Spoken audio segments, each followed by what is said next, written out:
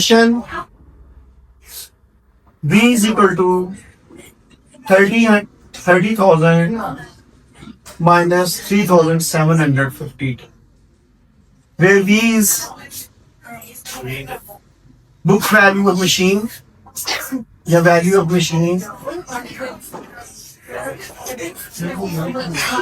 and T is time. Time is number of years. Age of the machine years. ठीक है, अब देखिए ये जस्ट लाइक वो एग्जांपल है, आपने को वायर खरीदा, ठीक है, टी और वी सबको समझने के लिए वैल्यू है ना। आपने मोबाइल खरीदा, आप जब परचेज किया मोबाइल, न्यू मोबाइल, तो उन्होंने कहा 30,000 का है, डिब्बा पैक मोबाइल आपने 30,000 का ले लिया, ठीक है। अब आपने वो परचेज भी कर लिया और उसको ओपन कर लिया, तो क्या 30 का ही बिकेगा? उसकी वैल्यू डिक्लाइन हो गई। उसकी पैकिंग ओपन कर लेंगे, अनबॉक्सिंग कर लेंगे, तो वैल्यू कुछ कम हो जाएगी, 1,000 2,000। लेकिन जैसे जैसे टाइम पास होगा वो डिक्लाइन होगा। 1 साल बाद उसकी वैल्यू कुछ और होगी, 2 साल बाद वैल्यू कुछ और होगी, 3 साल बाद कुछ और होगी, एंड सो 1 2 3 4। हो सकता है कि उसके बाद टेक्नोलॉजी और क्रिकेट हो जाए। हम क्लियर है? खैर, तो इस हिसाब से ये इसकी स्लोप है। स्लोप क्या है? -3,750। नेगेटिव स्लोप मैंने डाउनवर्ड स्लोप इसीलिए बनाई जी, ठीक है। इंटरसेप्ट 30,000 था इनिशियल टाइम भी जब आपने उसको परचेज किया।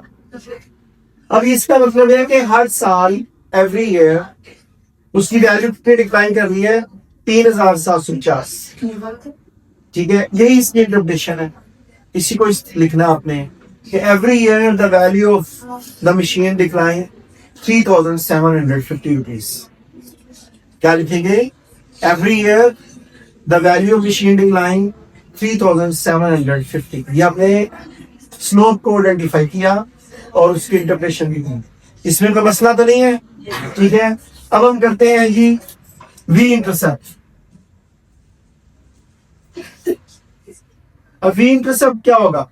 और वी इंटरसेप्ट के लिए T इज इक्वल टू 0 करेंगे।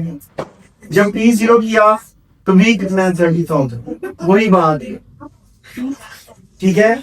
The value of machine is 30,000 at the time of purchase. Value machine is 30,000 at the time of purchase, ठीक है। ये लिखा हुआ है, मैं इसलिए नहीं लिखता, समझ ले सिर्फ, ठीक है। न्यू मशीन है या आपके पास मोबाइल है या कोई भी चीज आप परचेज करते हैं तो उसकी वैल्यू है 30,000 जब आपने इसको परचेज किया। इसमें कोई इशू तो नहीं है। चलिए, ये होता है रियल लाइफ सिनेरियोज है। नेक्स्ट हमारे पास है टी इंटरसेप्ट भी बताना है, ठीक है। तो टी इंटरसेप्ट के लिए हम क्या करेंगे? उल्ट कर देंगे v is equal to 0। v जब 0 पुट करेंगे तो ये देखिए क्या होगा? 30,000 माइनस 3,750। जी क्लियर है? अब वही बात है, 3,750 t is equal to 30,000। t कितना हो जाएगा? 30,000 डिवाइडेड बाय 3,750। करें जिसको डिवाइड जी 8 years, 8 आने। इसका मतलब क्या है कि after 8 years the value of machine will be 0। देखें, मैं इसको ना डबल कर लेता हूँ। 2 साल बाद, 4 साल बाद, 6 साल बाद, और ये 8 years। After 8 years the value of machine will be 0। 8 साल बाद उसकी वैल्यू ये है टी इंटरसेप्ट मशीन है, उसकी वैल्यू 0 है। ये लिखी भी हुई है जी, क्लियर? कोई डिफिकल्टी है तो बताएं, पूछ सकते हैं आप लोग।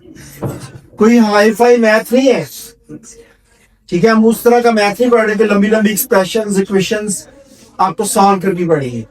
सिंपल है बहुत, थोड़ा बहुत 19-20 का इधर उधर नहीं करना है, ठीक है। एक चीज को जीरो पुट करना है, दूसरी की वैल्यू बतानी है। तो ये कुछ बहुत ज्यादा कॉम्प्लेक्स एक्सप्रेशन नहीं है।